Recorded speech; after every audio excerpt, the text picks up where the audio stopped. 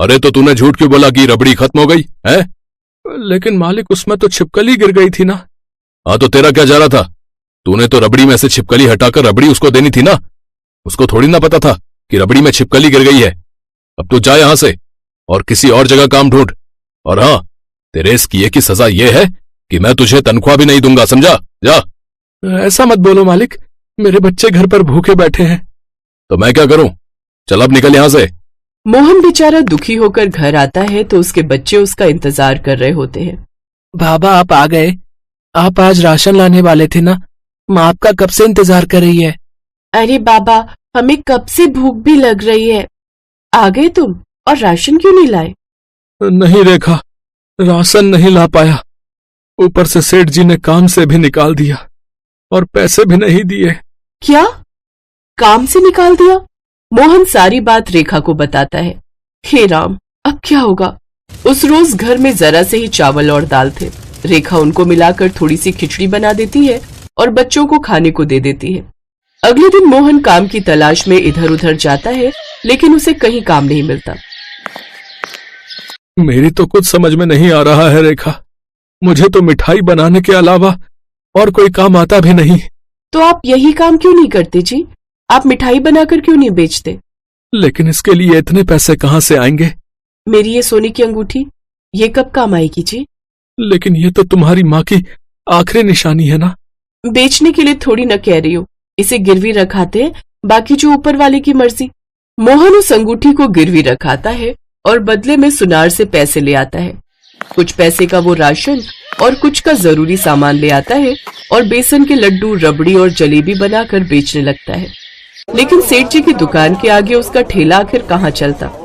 इस मोहन को क्या लगता है ये मेरी दुकान के सामने ठेला खोल लेगा तो पैसे कमा लेगा? अरे कहाँ राजा भोज और कहाँ गंगू तेली। बिल्कुल ठीक कहा सेठ जी आपने। उधर सेठ लोगों को धोखा देकर खूब पैसे कमा रहा था। आजकल तो खूब अच्छी कमाई हो रही है। अगर ऐसा ही चलता रहा तो मेरी बड़ी सी तिजोरी जल्दी ही भर जाएगी और मैं इस गांव का सबसे अमीर आदमी बन जाऊंगा। सेठ खुशी खुशी घर चला जाता है। तो वहीं शाम को मोहन दुखी होकर घर लौटता है। उसके पास मुश्किल से 2-4 ग्राहक ही आए थे। ज्यादातर ग्राहक सेठ जी की दुकान से ही मिठाई खरीदते थे। सेठ घर पहुंचता है जहां उसकी मोटी सी बीवी ढेर सारे खाने की थाल लेकर बैठी होती है और लगातार खाती ही जा रही थी। अरे भाग्यवान, ठूस बाद में लेना, पहले पानी का एक गिलास तो दे दो। हाँ हाँ, अभी लाई, पहले ये थोड़ी मिठाई और खाने दो। ध्यान देना, एक दिन खा खाकर फट मत जाना। इसके बाद सेठ अपने कमरे में जाकर वो पाउडर का डब्बा देखता है। ये है मेरा वो मजेदार मिठाइयों में डालने वाला पाउडर। बेचारे ग्राहकों को पता नहीं कि उन्हें जो स्वाद मेरी मिठाइयों में आता है वो इसी पाउडर से आता है। भले ही उनकी सेहत के लिए ये हानिकारक हो, लेकिन मेरी कमाई तो इससे अच्छी हो रही है ना। इसे कल दुकान पर ले जाऊंगा, वहां रखा हुआ पाउडर खत्म होने वाला है। अगले दिन सेठ वो पाउडर फिर से दुकान पर ले जाता है और मिठाई में मिलाकर बेचता है। कुछ देर बाद उसके पास ढेरों ग्राहक आने लगते हैं और उसकी मिठाई हाथों हाथ बिकने लगती है। अब तो मेरे पास ढेर सारे नोट ही नोट होंगे। ए राजू, ऐसा कर और ज्यादा पाउडर इसमें मिलाता जा। स्वाद जितना बढ़ेगा ग्राहक उतने ही ज्यादा आएंगे। ये सेठ भी ना कितना धोखेबाज और लालची हलवाई है। पैसे कमाने के लिए लोगों की सेहत के साथ खिलवाड़ करता है ये। उधर मोहन की अभी भी कुछ ज्यादा कमाई नहीं होती थी। बड़ी मुश्किल से वो अपने घर का गुजारा चला रहा था। लेकिन सेठ का ये सिलसिला लगातार चलता रहता है। फिर एक रोज गांव का एक बूढ़ा आदमी सेठ के पास पेट पकड़े हुए आता है। अरे ये तुम क्या मिलाते हो अपनी मिठाई में भाई?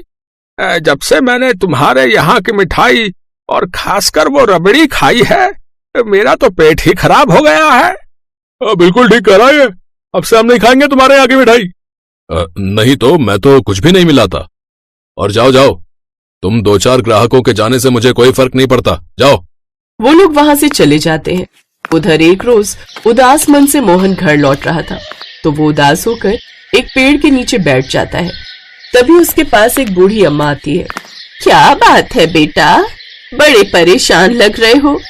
क्या बताऊं अम्मा, सेठ ने काम से निकाल दिया है और खुद की मिठाई बनाकर बेचता हूँ तो कोई ग्राहक नहीं आता। तू परेशान मत हो, ये ले, ये केसर, ये जादुई केसर है। जब भी तू इसकी मिठाइयां बनाकर बेचेगा ना, तो देखना तेरा धंधा कैसे तेजी से चलता है। वो बूढ़ी औरत एक बड़ा सा केसर का डब्बा देकर वहां से गायब हो जाती है। मोहन हैरान रह जाता है। घर आकर वो सारी बात अपनी पत्नी को बताता है। अब वो अगले दिन जब मिठाई बनाते हैं तो उसमें थोड़ा केसर मिला देते हैं, जिससे उसमें से बहुत अच्छी महक आती है। वाह जी, ये तो बहुत ही स्वादिष्ट है। क्या मिठाई है! ऐसी स्वादिष्ट मिठाई तो पहले कभी नहीं खाई मैंने। वाह रेखा, खुशबू भी बहुत अच्छी आ रही है और साथ ही इसका स्वाद भी बहुत बढ़िया है। अब बस ये देखना है कि ग्राहक इसकी खुशबू से खींचे चले आते हैं या नहीं। अगले दिन से मोहन जब मिठाइयां बेचने जाता है तो उसके ठेले से आ रही खुशबू से सब लोग उसके पास खींचे चले आते हैं। अरे वाह, ये सामने उस मोहन भाई साहब के ठेले से तो बड़ी अच्छी खुशबू आ रही है। मोहन भैया, ये बेसन के लड्डू देना। तो वो जैसे ही मोहन के हाथ के बने लड्डू खाती है तो खुश हो जाती है। वाह, क्या स्वाद है इन मिठाइयों में! इससे पहले इतनी स्वादिष्ट मिठाई तो मैंने नहीं खाई। ये सुनकर अब और भी ग्राहक उसकी दुकान पर आने लगे और अब उसकी खूब बिक्री हुई। सुना है उस सेठ हलवाई की दुकान की मिठाइयों से लोगों के पेट खराब हो रहे हैं। तभी राजू वहां आता है। बिल्कुल ठीक सुना है आपने। राजू, तू? वो सेठ आप लोगों की सेहत के साथ खिलवाड़ करता है और उसमें कोई मिलावटी पाउडर मिलाता है। अब उसका साथ देकर मैं उसके पाप का भागीदार नहीं बन सकता। ये बात सुनते ही सभी गांव वालों का गुस्सा 7वें आसमान पर आ जाता है और वो सेठ की दुकान में तोड़फोड़ करके उसकी सारी दुकान तोड़ देते हैं। सेठ की सारी दुकान का सत्यानाश हो जाता है। इधर मोहन का ठेला अब अच्छा चलने लगता है। उसका काम काफी बढ़ जाता है।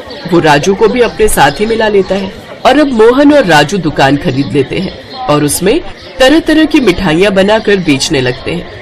कुछ ही समय में वो दोनों खूब तरक्की करते हैं और खूब पैसे कमाने लगते हैं।